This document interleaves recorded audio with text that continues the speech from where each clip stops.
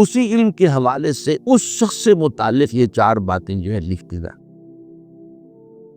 اب کس کو سمجھنا چاہیے؟ اصل میں جو بات مسئلہ تقدیر کے سمجھنے میں، جو یوں سمجھیے کہ ایک بہت آسان فارمولہ ہے اگر سمجھنا چاہے انسان، اور یہ میں عرض کر چکا ہوں کہ سمجھنا چاہیں گے تو سمجھ جائیں گے، تفصیل میں جائیں گے تو الجھ جائیں گے، اور مناظرہ اور مباحثہ کریں گے تو گمراہ ہو جائیں۔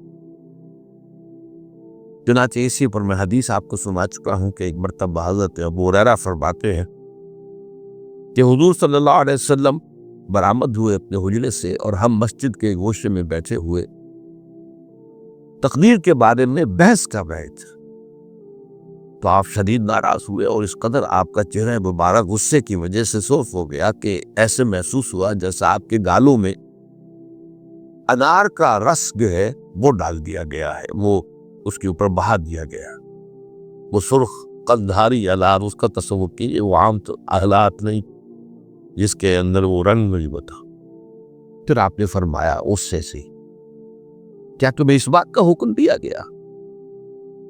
کیا مجھے تمہاری طرف اسی کام کے لیے بھیجا گیا کہ اس مسئلے میں تم بحث کرو؟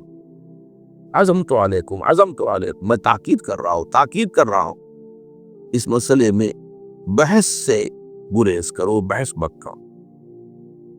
تو یہ مسئلہ اگرچہ اس اعتبار سے بڑا مشکل ہے، اگرچہ سمجھنا چاہیں تو سمجھ سکتے ہیں، لیکن میں ایک اور حدیث بھی آپ کو سنا دوں کہ اس پر ایمان کس قدر لازم ہے۔ یہ ایک تابعی ہے حضرت ابن الدالنی رحمۃ اللہ علیہ، وہ فرماتے ہیں، تفسیر طویل حدیث ہے، میں اس کا خلاصہ بیان کر رہا ہوں، کہ میرے دل میں تقدیر کے بارے میں کچھ وسوسے پیدا ہوئے، تو میں نے جو بھی کبار صحابہ اس وقت زندہ تھے، بقید حیات تھے، ان سب سے ملاقات کی۔ ابی بن کعب رضی اللہ تعالی عنہ، جن کے بارے میں حضور نے فرمایا ہے کہ اقرأہم ابی بن کعب، میرے صحابہ میں قرآن کا سب سے بڑا عالم ابی بن کعب۔ ان کے علاوہ عبداللہ ابن مسعود کے پاس بھی میں گیا رضی اللہ تعالیٰ عنہ، جن کی حدیث ہم پڑھ رہے۔ حذیفہ بن یمان کے پاس میں گیا رضی اللہ تعالیٰ عنہ۔ ان سب نے ایک بات یہ کہی کہ دیکھو، ایک بات تو یہ جان لو کہ اللہ تعالیٰ کی قدرت سب شے پر حاوی ہے۔ اللہ تعالیٰ اگر لو ان اللہ عذب اہل سماواتہ و اہل ارضہ عذبہم وہو غیر ظالم لہم، اللہ اگر تمام آسمان والوں کو اور تمام زمین والوں کو عذاب دے تو اسے عذاب دینے کا حق حاصل ہے، وہ عذاب دے سکتا ہے بغیر اس کے کہ ہم کہیں کہ وہ ظالم۔ تمام زمین والے اور تمام آسمان والوں میں تو نیکوکار بھی آ گئے۔ یہ اصل میں ایک بڑا اہم مسئلہ ہے کہ جو ہمارے اور معتزلہ کے درمیان مختلف سی ہے۔ معتزلہ ہی کے انداز میں اہل تشیع کا عقیدہ بھی ہے کہ اللہ پر عدل واجب ہے، اہل سنت کے نزدیک اللہ پر کوئی شے واجب، اللہ کا اختیار مطلق ہے، جو چاہے کر۔ چنانچہ وہ ظالم کو معاف کر سکتا ہے جب چاہے، اور وہ کسی اچھے آدمی کو عذاب دے سکتا ہے جب چاہے۔ یغفر لمن یشاء ویعذب من یشاء واللہ علی کل شیء قدیر۔ یہ سورہ بقرہ کی آخری آیت میں ہے کہ آیات میں سے ہے، لاسٹ بٹ 3 آیت کی۔ پر اس اعتبار سے اللہ کا ایک تو اختیار مطلق ہے۔ پھر میں زید ابن ثابت کے پاس گیا تو انہوں نے یہی بات مرفوعاً بیان کی کہ میں نے خود حضور سے سنی ہے یہ بات۔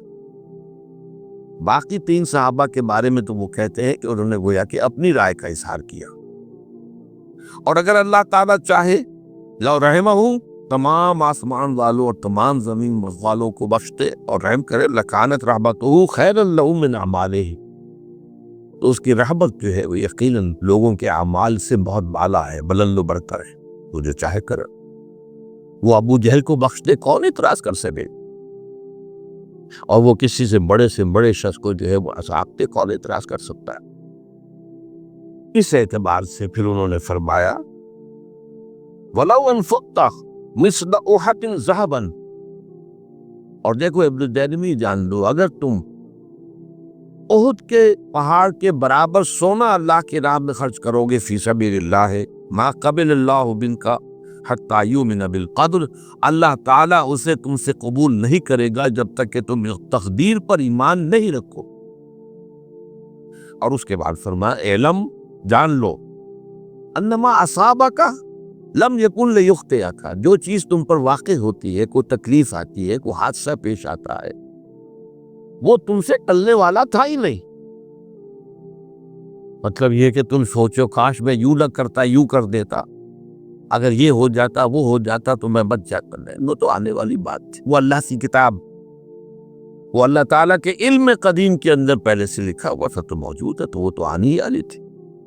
وَأَنَّمَا أَخْطَأَكَ لَمْ يَكُنْ لِيُصِيبَكَ، اور جو چیز کہ تم سے چھوٹ گئی، جاتی رہی، تمہارے ہاتھ سے نکل گئی، ممکن ہی نہیں تھا کہ وہ تمہیں ملتی، وہ اللہ تعالیٰ کا مجھے علم قدیم ہے، اس کی اندر پہلے سے طے ہے۔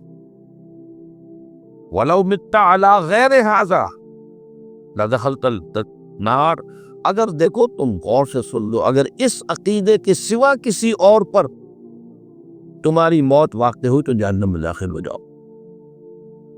تو یہ اس ایمان بالقدر کی اہمیت کا معاملہ، کس کے لیے جو میں کہہ رہا تھا کہ ایک فارمولہ جو سمجھ میں آ سکتا ہے وہ یہ ہے، انگریزی کی جو اصطلاحات کے حوالے سے پہلے میں واضح کروں گا، وہ ذرا زیادہ واضح ہی۔ ایک ہے پری نالج، کسی چیز کا علم پہلے سے ہونا، ایک ہے پری ڈیسٹینیشن، کسی شے کا پہلے سے طے پانا۔ ان دونوں میں گڑبڑ کا نہیں کرنا چاہیے۔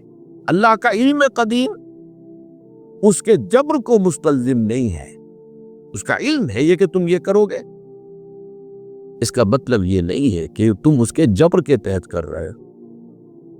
اس کی سادہ سی مثال میں دیا کرتا ہوں، پھر میں عرض کروں گا، سمجھنا چاہیں تو یہ فارمولہ بہت کافی ہوتا ہے۔ آپ کسی بچے کے سامنے کوئی کھلونا ڈال دیں، آپ کو تقریباً یقین ہے وہ متوجہ ہوگا، اسے اٹھائے گا۔ ہو سکتا ہے بچہ کسی اور دھن میں اس وقت اس کی توجہ کسی اور دھن نہ اٹھائی، اگر وہ اٹھا لیتا ہے تو آپ کے مجبور کرنے سے تو اس نے نہیں اٹھایا، اس نے تو اٹھایا ہے اپنے انسٹنکٹ کے تحت کہہ لے، اپنے ارادے کے تحت کہہ لے، مجبوری آپ نے کی۔ لیکن اللہ تعالیٰ کا جو اندازہ ہوتا ہے، وہ اندازہ قدر کے معنی اندازہ بھی ہے، میں بیان کر چکا ہوں آپ، اس کا جو علم قدیم ہے وہ غلط ثابت نہیں ہو سکتا۔ ظاہر بات ہے کہ پھر تو اعلیٰ کل شیء علیم وہ ہے، اس کا علم قدیم جو ہے اس میں کوئی خطا نہیں ہو سکتی۔ یہ ہے در حقیقت پری نالج اور پری ڈیسٹینیشن، دونوں کے اندر فرق کرتی ہے، یہ جبر نہیں ہے۔ ہاں اللہ تعالیٰ کا علم ہے، اس علم کے مطابق چیز پہ ہے وہ لکھتی گئی ہے، وہ تو ہو کر رہی ہے، ہوتی تو ہے، لیکن اس کے